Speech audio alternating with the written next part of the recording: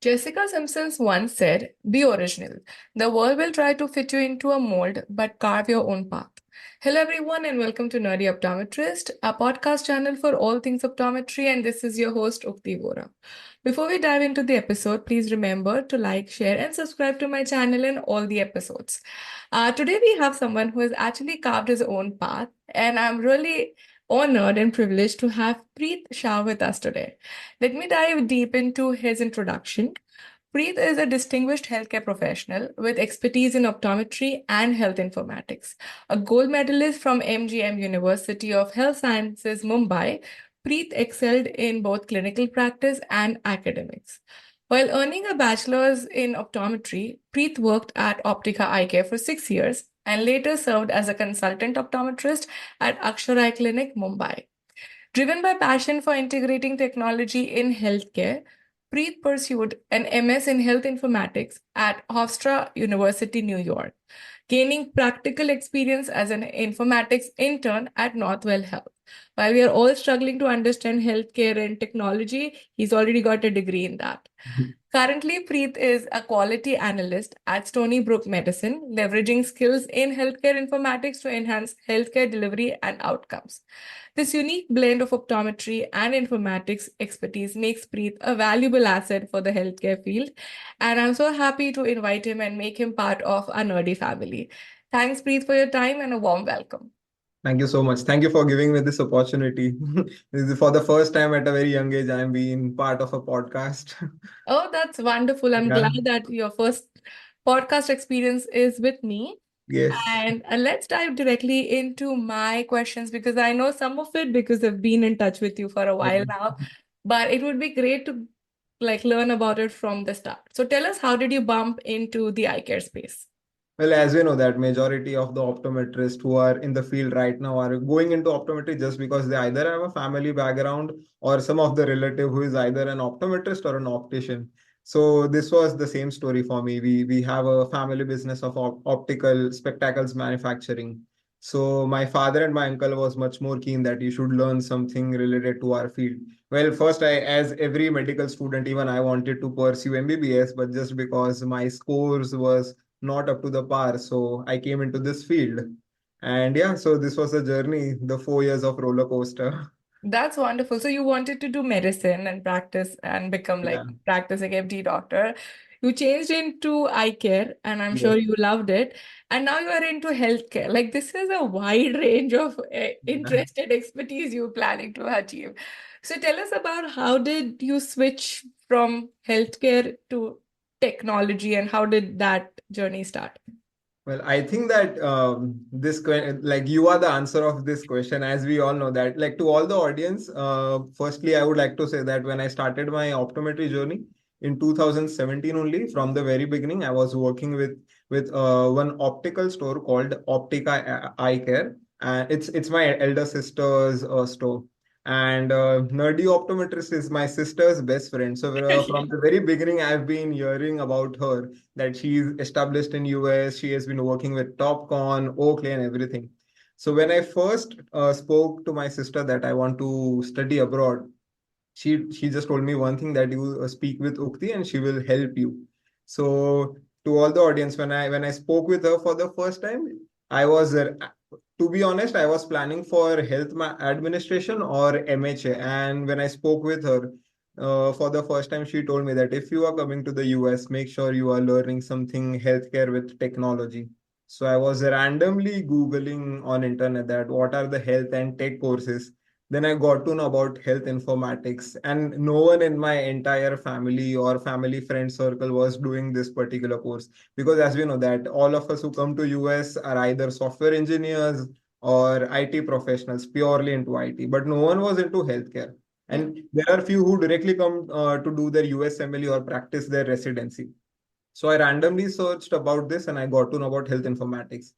Now, then I met one education consultant. I was very much sure that I will go through a consultant because the entire process is very much haywired and we don't know that what are the different pieces we have to gather. So he told me that if you are going to US, make sure that you are going to the best location. I won't send you to the best university because over here networking is the only skill. And you Right. are only like you can only network with people if you are in the best cities. So I was sure that I will either go to New York, California, Texas, Boston, which are the healthcare hubs for startups. Then I searched on Google that which are the health informatics universities in New York or California. Then as per my financial budgeting and all my adjustments, I got to know that New York was the right place because the university where I'm studying, where I studied, Hofstra University, it was hardly 20 minutes away from the New York City. And then I got to know that there are good scholarship opportunities. They have a tie-up with Northwell Health, which is a 21 chain hospital over here, so which can give me a good internship experience.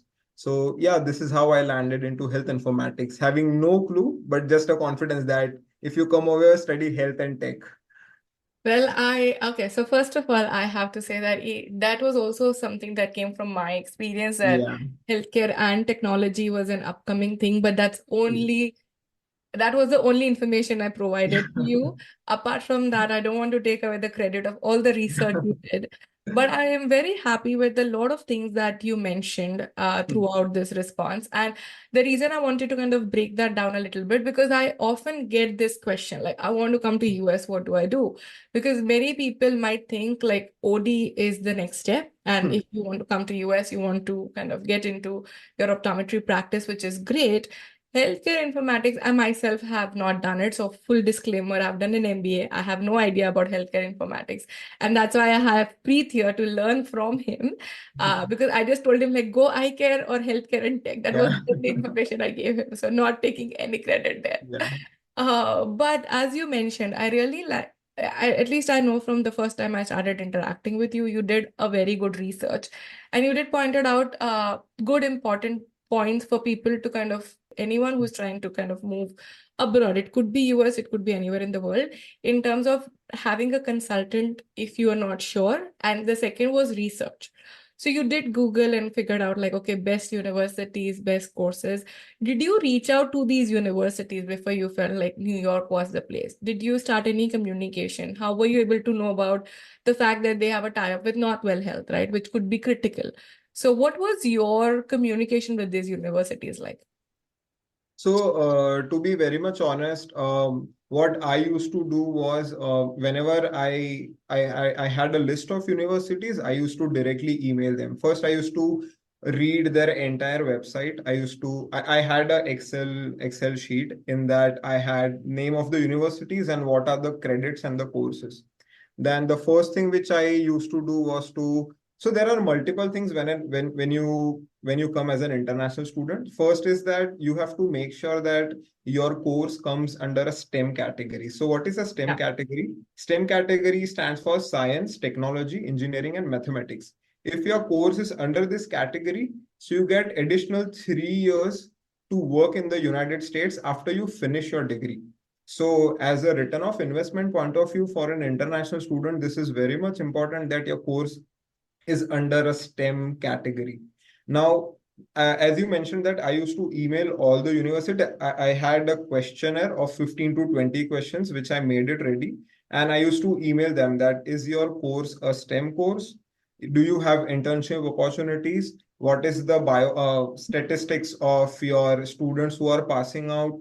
In how many months they are getting a job? What is the annual salary they are getting as per the state? And thirdly, I always ask, can you provide a list of students to whom I can connect with? So this is a very crucial point to communicate with the universities, and trust me that they always revert back within 2 to 3 business days. So it has been a blessing for me.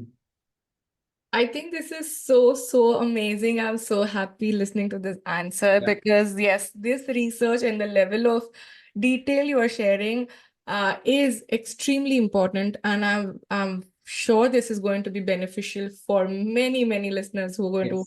listen to this episode. So, thank you for going in so much of details. But of course, like the research and asking questions is extremely critical. The other thing you mentioned was budget and ROI, which I feel is very important because many of us are like, okay, yeah, I want to kind of study or work in US, right? Hmm. But it's The fact that, okay, you did complete your education, but can you work? And you mentioned about STEM category, which is extremely crucial and critical. And that is specifically for US, but I'm sure every country will have its own requirements. So it's very important to look at it and think of about ROI as well when you even look at budget. So what were your criteria when looking into budget and ROI? Like what was your thought process there? So, for the first time when I spoke with my parents, well, it was my father who told me that you have to go abroad and study, and then we discussed that this is our budget. So the first thing which comes in, which came into my mind was that the universities which I'm shortlisting, are there any universities who are giving 100% scholarships to the students? If yes, what is the criteria? So then I used to communicate with the universities and with my consultant that what is the eligibility criteria for getting 100% scholarships, or if not academic scholarship, there is a term called assistantships. So either in any international students in all the universities abroad, they can work part-time on campus. So how can they work? They can either work as a graduate assistant in any of the department or offices where you have to work with administrative duties. Either you can work as a teaching assistant where you assist your professor to prepare for his lectures and students. Thirdly, you can work as a research assistant where you can assist any of the faculty in their ongoing research. So if you get either of these three assistantships in any of your department, there is a high probability that you get a tuition waiver from 30% to 100% of your scholarships. So this was one thing. And second thing which I used to find was that the larger the campus of the university, more is the number of department and more is the scope of getting an on-campus job. Hmm. Smaller is the university, or more the university is in the proper downtown of a city, lesser is the chance because there are more number of students. Hmm. Also, whenever an international student is planning to come over here, make sure that you are going to a domestic college where there are more of local people, because local students over here, they don't try to work on campus. So it becomes a big opportunity to international students to work over here. So coming back to question one, so when I spoke with my parents, I will be very much honest. My father told me that we can spend up to 50 to 60 lakhs Indian rupees for your education. Now we have to make sure that this will include your tuition fee also and your living expense also. Many of the time we forget that we have to live here for 2 years, and you have to be prepared that you can't get a job for the first 6 months or 3 months. So you have to keep that runway in your hand. So accordingly, you have to plan that what is your budget and which university is best for you. That is so, so amazing. I really am like so impressed with your details, and I'm so excited, and you'll see me Yeah. smiling throughout the episode Yeah. because I feel you have kind of made my life easy because there are so many people who ask me these Yeah. questions. Then this episode will be like, go listen to Preet, he'll break it Yeah. down for you. But this is great, and I also like the fact one other very interesting and critical thing you mentioned about not being in the best university, but being in the Exactly. right city because Yes. networking is key. I'm sure many of us are kind of fixated that I want to be in the best university, Yeah. but that can also come with like a big price tag, which Yeah. might not be your budget. And Yeah.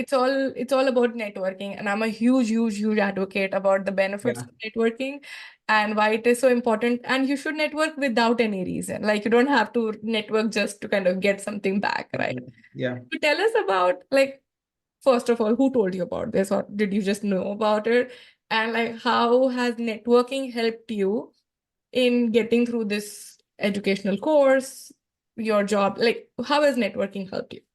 Okay, so first of all, I would say that if I would have not networked with you 2 years back, I wouldn't be over here. So this was the first phase. And secondly, you have always been helpful that anywhere, if you want any references, then you can always refer me. So that was the thing which I got to know. So what I used to do, I used to text 100 people on LinkedIn to like which, because LinkedIn is the best tool to connect with. If you Yes. don't get any people, you just have to search the name of the university and you click on the people icon, you get to know that who are the students who are studying over there. So I used to randomly text 50 to 80 people in a day. I had a draft ready for each and everything. Wow. Yeah, so to be very much honest, out of 100, it's only 1 or 2% chance that you get a reply back. First of all, it's because of the time difference and it's because of the work schedule over here. So I used to hear back from people in that particular way. And secondly, I would say networking. Uh, the best networking experience which I had was I recently spoke to you that I came to Los Angeles for an interview, and Yeah. that interview was for a position of a data analyst in a big hospital. When I was returning back in a flight, the person sitting next to me, I just peeked in his laptop and I got to know that he was from the same institute and he was working on something. So I randomly, with one any excuse, I had an opportunity to talk with him, and I got to know that he was the marketing director of that entire institute. And in that way, I told him that few hours ago, I just came here for an interview, and this is my background, and this is what these were the people whom I spoke with. I shared my experience. I always have my project portfolio in my laptop, so I just showed him that these are my interests. And I don't know, like, was it luck or something, or did he speak? But within 4 or 5 days, I got to hear from that institute, and I got an offer from there also.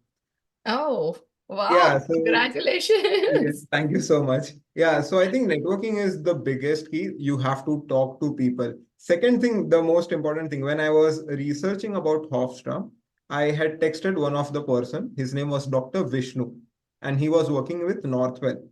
I didn't even remember. It was 6 months back. We had this one subject called Clinical Decision Support System, and there was this guest faculty who came. This person took the lecture, and then I thought that, okay, if this is a guest lecture who is working at Northwell Health, I should text him on LinkedIn. When I opened the chat icon, I got to know that this was the person whom I texted 2 years back. And then I told him that this was me. And luckily, when I was doing my internship at Northwell, he was in my top line. I was reporting to him. That's so incredible. I Yeah. mean, I am like just beyond happy to hear these Yeah. stories because I have very similar stories. Yeah. And I like the fact one reality check that you're bringing with every response and every answer you're sharing with us is you would message 80 to 100 people and only two Yes, or yes. three would kind of respond to you. But I feel that that's what matters, right? Like for me, you just need like one right person to connect with you. And Yes, same with you, right? You don't, if 80 people will respond to you, you'll probably be lost. You're exactly. happy that genuine people are responding back to you. Yes. So yes, don't get disheartened if you're in this struggle phase where you're like, Yeah. reaching out to people, things are not working out. Trust me, we've all been there. Everyone has been Yeah. there. So can you tell us a little more about the course? Like what does the course work include? Because you just briefly mentioned about like clinical decision support system, Hmm. dashboards. That has been like for people who don't know, that is also becoming a very crucial aspect of healthcare in general. Yes. So that like the minute you said that, I had my eyes open, like, wow, that's a great topic. Like we've been discussing and working around Yes. different spaces in Eyecare around that. So tell us a little more about your coursework. How was your 2 years journey? Okay, so to the audience, health informatics is basically an application of data science. Like as we know that in the United States, 100% of the hospitals are working on electronic health records. It was after the Obamacare, which regulated that you have to every hospital has to use electronic medical records. Now understand that for example, Microsoft or Google, they have such a large IT infrastructure. Same thing, every hospital has a very big IT infrastructure. Now, to develop that IT infrastructure, there are IT engineers. But to develop any electronic medical records, you have to have someone who has the medical knowledge also and the technical knowledge also. Now, why do we need medical or clinical expertise? For example, if you are going in a clinic and you are sitting in front of the doctor, now the doctor has a screen in front of him, and the doctor will try to fill all the information and will try to prescribe the medicine. Now, in that entire system, if the doctor is facing any trouble or issues that I'm now, the only work of the doctor will be to reduce the number of clicks. Yeah. Now, in order to explain any IT person that I want to reduce this particular number of ticks, or I want that that this diclofenac prescription is not coming up to the mark, or I want a prompt which will give me a prescription for a 5-year-old, that what will be a prescription method for a 5-year-old patient for diclofenac. Now, the IT person will always scratch his head. So you always need a clinical person who will understand this particular domain knowledge and will convey this knowledge to an IT engineer that, see, look, this is my doctor. He is having trouble in the number of clicks in the system, and you have to make sure that this particular thing has to be structured in such a way that it will be user friendly to all my clinicians. Now, why do we have to do this? Because lesser the number of hours of the clinician on the system, more he will give time to the patient, and lesser will be the number of mistakes. So this is the whole background of health informatics. Now, the things which we learn in this particular program is, firstly, we understand what is the US health system, the economics of the US health system. Thirdly, we understand data analysis. Now, why do we study data analysis in this program? Because since we have such a large electronic health record IT infrastructure, there is so much of data which is being generated. Now, consider this as your bachelor's project, that you are given a final year project and you are working on a population health data set.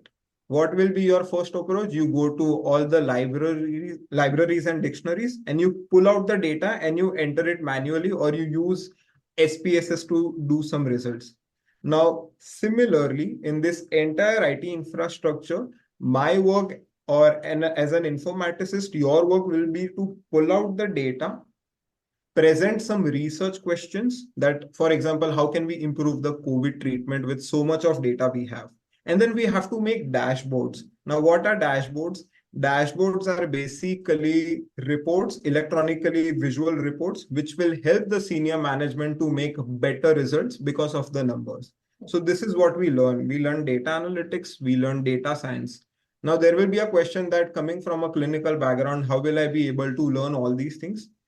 To be honest, it is a preconceived notion that you are coming from a clinical background, so you don't have a strong technical domain. So everything will be learned from scratch in this particular program. And by the end of 2 years, after learning 15 to 20 subjects, you will be expert in your domain knowledge.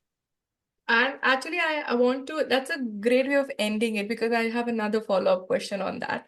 Yeah. You mentioned about, like, being a healthcare expert, you might be considered that your IT or technical skills are not that strong. I want to go a step back and be like, being an optometrist, now you're talking about healthcare in general, right? So was that transition difficult, or was it helpful? Like an optometrist talking about healthcare and then IT. So how was that transition? It was super helpful for me, because the healthcare system, or any degree or any medical or paramedical degree in India, is structured in such a way that even if your course is for 4 years or 5 years or 3 years, in the first year you learn all the basic subjects like human anatomy, physiology, pharmacology, toxicology, forensic medicine. So to understand the term and the potential to learn that particular subject becomes much more easier, because I would say that it is easy to understand the concept being from a clinical background instead of a non-clinical background. Because, to be honest, you will be working with a data dictionary which is all composed of clinical terms. So you're basically using your transitional skills. So whatever you've learned in Eyecare, you're just expanding it to make it more healthcare. Definitely. So now tell us about, you are working, or you have joined the organization as a quality analyst, right? Yeah. So that is one of the role that you probably feel people can do after completing these courses. So can you tell us what are the different career opportunities after completing this course?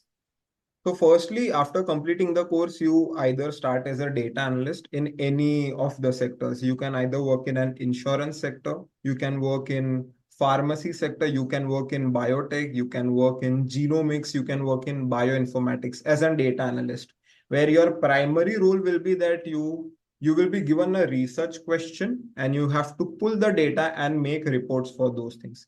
Secondly, you can work as a clinical informaticist, where you have to develop and configure entire electronic medical records. To be honest, if you are going through a smartphone, how you can navigate the things is what is called a system design. The same thing you can do as a clinical informaticist, where you will be given a system and you have to design in such a way that it will become easy for the clinician to use that. So these are the two major domains. Thirdly, after 4 or 5 years of transitions, you can also use the AI technologies which are being upcoming right now. You can either work as a data scientist where you are predicting the future. Like for example, if you are working in the in hospital quality, for example, if you have 1,000 data sets of breast cancer, or you have one particular data point, your job can be that how can you predict what will be the outcomes if there are 10,000 data points of this particular thing, and you can develop your own methodologies. So these are the three major domains. And do you think AI is going to take your job as well? No, I don't think AI will take any of the like majority of the human jobs, because I think human brain is much more complex, and I think by the time AI is on the verge of taking any jobs, we will develop something that will get something more on that. So, so I really like how you mentioned that, like, you can use AI to kind of support and be your personal assistant when you're Yes. trying to build these models. This is super interesting, and I'm loving every bit of it. Can you tell me what does the pay structure look like? Because we did touch about like your investment initially, but let's talk about ROI and like how does the pay structure look like? And of course, a full disclaimer, this I'm sure you're going to share that as well, but it differs from state to state, Yeah. from country to country, from organization. So everything is completely as of today what Yeah. we know, but please Google and find your own Yes. values there. But tell us a little more on the ROI part of it. Okay. So after completing the master's in health informatics, the starting salary, irrespective of any state, as an international student or the category where we come from, the starting salary is around, I would say in healthcare, it's around 70 to $80,000, irrespective of your background or years of experience. Coming out as a fresher, no less than $70,000, which Okay. is around 57 to 58 lakhs per year. And the highest it can go to, which I've heard a fresher earning in the big cities, is around 200 or 250K, which is around 2 lakh dollars to 2 lakh $50,000. That's incredible. But Yeah. yeah, I think that's pretty much the range even I'm aware about in general Yeah. in the healthcare space. Were there any challenges throughout your journey that you want to kind of highlight and talk about? Something that I feel you were like overly prepared throughout this journey, but was there something that you're like, oh shoot, I should have known or I should have done that you want to share with others? Only thing which I would the only challenge which always came was that every time I approached any like multiple people, I used to never hear back. So that was the only challenge which I always came across. But otherwise, to be honest, in the last 2.5 2 years, I have never had any bad experience so far. Everything has been great, because the only reason was that I have been contacting the right person at the right time. And the best thing was I was asking that what are the mistakes I have to avoid. So it was saving my time. So Yeah. you did bank on your networking, Yeah, yeah, making yes. sure like, okay, how can I avoid any mistakes and learn from others? Yes. But Yeah. that's wonderful. Yeah. Preet, this has been a very, very refreshing and like amazing episode for me. I Yeah. thought people might have more questions and maybe we might have to do another session. I'm not sure. Yes, definitely. But let's dive into a game segment. We did talk a Okay. lot about your Yeah. journey, your education, but let me test you on your Gen Z lingo. So let's Okay. see how good you are at the Gen Z lingo. So we're going to go to a game segment called Boomer Lingo, which Okay. basically you have to kind of, I'm sure you'll get it all, but let's see how well you know these terms. So are you Okay. ready for it? I'm trying to be ready for that. Okay. We'll start easy. Uh, Okay. FOMO. Fear of missing out. Okay. IMO. IMO. IMO. I think MO again stands for missing out. No. No. No, I'm not aware about it. in my opinion. Oh, okay. Okay. Okay. Flex. I know that we use this term called flex, but I don't know the full form of flex is No, something. it's not a full form. Like, how do Yeah. you use flex? Yeah, like if I'm showing off something, Yeah, some of the trait. yeah, show off. Yeah. So Yeah. that not everything might be a full form. It Yeah. might just be like, how do you use Okay, it and what okay. it means. Okay. Cap. Cap. No, I'm not aware of cap. Oh, it basically means you're lying or Oh, okay. okay. Bet. I bet you. Is this Uh, no? Is no, not no, the bet that okay, no, no, no. annoying. It can't be that easy. Bet. No, I'm not aware of bet also. It basically means yes. I mean, like bet. I mean, Oh, kind of. okay. Yeah. See, this Okay. shows that how sincere I am in my studies, that I'm not aware of any of these things. See, I'm adding this segment so I Yeah, can tell all my nerds that yeah, we need see, to kind of also catch up with this yeah, segment. yeah. Okay. Drip. Drip. Oh, drip. I know drip. Yeah, I think that it's something cool, right? Yes. Yeah, yeah, yeah. Okay, last one. Slay. Slay. I think many. I see this on Instagram. Slaying, right? Yes. What does it Yeah, mean? You're doing it. You're slaying it. slaying it. Again, showing off No, no, no. or doing the right thing. Almost there. It means you're Trying to killing it. impress. Trying to impress. No, it means you're killing it. Like you're Oh, crushing at okay, what you're doing. okay, You're slaying. okay. And that's what you're doing already. Yeah, This was the perfect yeah. thing to end with. Great. You definitely need a little more Yes, rework I do on need. I do. your Yeah. Gen. But that was a game segment. Thank you once again, Preet, for going over all your experiences and sharing that with me. I enjoyed it, and I'm sure we might have some follow-up questions. For everyone, Yes. please feel free to reach out to Preet. I'll be dropping his information, and you can connect with him on LinkedIn, and I'll be dropping his link in the description. So do reach out to him if you want to learn a little more about his work, his course, and about his journey. Before I let you go, Preet, do you have any final takeaway message for all my listeners? Final message. The only thing which I want to say that try to reach out to maximum people. It's not like it's never a single person game. It's always that any person can take you out of any of the trouble. So it's the best advice I would like to tell is that talk to 100 people whenever you are doing anything, because that one person can give you the lead and you can get successful in that. And second, that keep the curiosity, because it's not that the thing you are studying right now will be their lifetime. It's the habit of learning new things.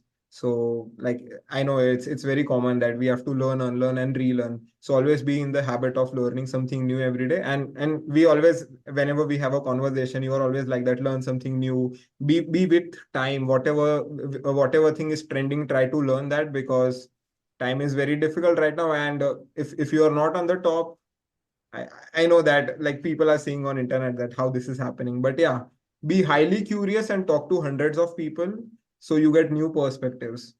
Absolutely. Love both the Yeah. advice, and we definitely need to work on our Gen Z lingo. That's Yes, one yes. thing that we learned. Yeah. Yeah, that's the one takeaway for me. But thank you once again, Preet. It's been a great episode and loved having this conversation with you. And congratulations on your new role. Thank you And so much. I wish you all the best for starting this new journey in United States. Thank you so much. Well, to the audience, this was not the scene 2 years back. 2 years back, I was texting nerdy optometrists that what will happen, what do I do, what are the options which I have to keep open. But yeah, thanks to you for talking there for the first time, and now see the journey has been like we started from bottom and we came over here. Yes. Yes. Yeah, It's a pleasure to have you and likewise. see you grow and wishing you all the best.